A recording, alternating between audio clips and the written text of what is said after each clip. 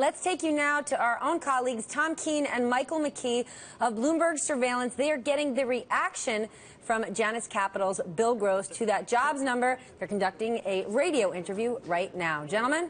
Which is guided more by the stock market levels and necessity to increase short-term rates. And although, Stan Fisher and Yellen are clearly, in my mind, neoclassically demand-driven economists, the ground underneath them is shifting to a more monetary, liquidity, financial conditions focus, which, includes asset bubbles and their prevention. Right. So I think they move up in September. Mike, I would notice, and this goes, folks, to concave and convex, which is the 3-month moving average of non-farm payrolls is actually pretty sprightly at 221,000.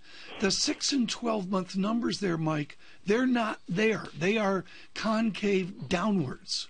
They got to go upwards before we can really change this dialogue. Well, we've had this strange trend. We stay in a trend, and when you're talking about concave and convex, they're not moving all that much, Bill. The economy seems to be, as you're pointing out, in this channel of 3.8% nominal growth, and jobs seem to be going along with that. Yeah, I think so, and jobs are strong, and they look good, and in prior economic cycles, these types of numbers would lead to significantly higher inflation and wages, but it's not happening this time. I mean, not to criticize, but to criticize Jim Glassman last segment. He said this cycle is like every other cycle. It's not like every other cycle. It's very weak, demand-oriented. It's driven by monetary stimulation and by quantitative easing and artificial interest rates, and we still haven't, seen an economic recovery the likes of prior recoveries. But, Mike, I know you want to jump in here. This is absolutely critical, Bill Gross. The idea of the great distortion, what is the Fed waiting for to get back to normality? Don't they have a responsibility to get to some normal financial architecture? I think they do, and I'd like to point out, and I'm sure you've read it, Tom, and you've read it too, Michael, though it just came out a few days ago, but the Bank for International Settlements, it is the central bank's central bank, produced an annual report that, to my way of thinking, is a masterpiece, and it questions global central banks and their focus on inflation and private sector demand, which is what you speak to in your question, and they claim, that zero-based interest rates, as I've claimed for the past few years, and quantitative easing has a counterproductive influence which limits investment, produces bubbles in asset markets, and it's a likely source for future bubbles that ultimately pop. And so I think the ground is shifting, but slowly, and I think we still have a Fed that's dominated by, prior thinking as opposed to future thinking. Well, then we have 5.3% unemployment, a 2.5% real growth rate, roughly.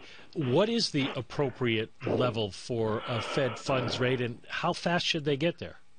Yeah, and that is the guessing game, and one that I've talked about in terms of the new neutral. Nobody knows. Gross doesn't know, and Yellen doesn't know, and that's why they suggest that they'll move slowly, Mike. I suspect that, based upon higher levels of debt to GDP on a global basis, and that based upon aging demographics, et cetera, that I've talked about, that the new neutral is going to be substantially lower than the old.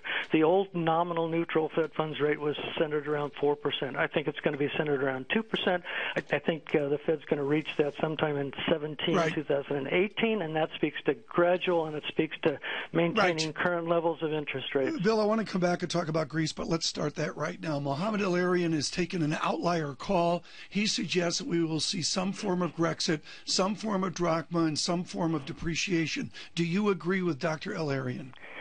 I think it's 50-50. I agree with the position that perhaps they should. I note yesterday that Martin Wolf in the Financial Times, basically suggested that they jump into the deep blue sea and take their chances. And I can see both sides of the argument, but I also, I'm a little against this fiscal austerity position on the part of Germans and the EU and the ECB. I think at some point they should recognize that Greece has a primary fiscal surplus, and that anything more, will increase unemployment from 25% to perhaps 30%. So, I find fault on both sides, but I wouldn't blame the Greeks if they jumped into the deep blue sea. Quickly, Bill, you are unconstrained at Janus. Can you buy or be opportunistic within Greece and the peripheral nations?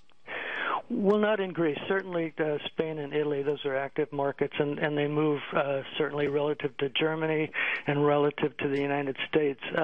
They're risk markets, obviously, and if there's a Brexit, then Spanish and Italian bonds are not going to do well. So there are lots of things to do in this environment, not only dominated by Greece, but dominated by China and other potential butterfly wing incidents.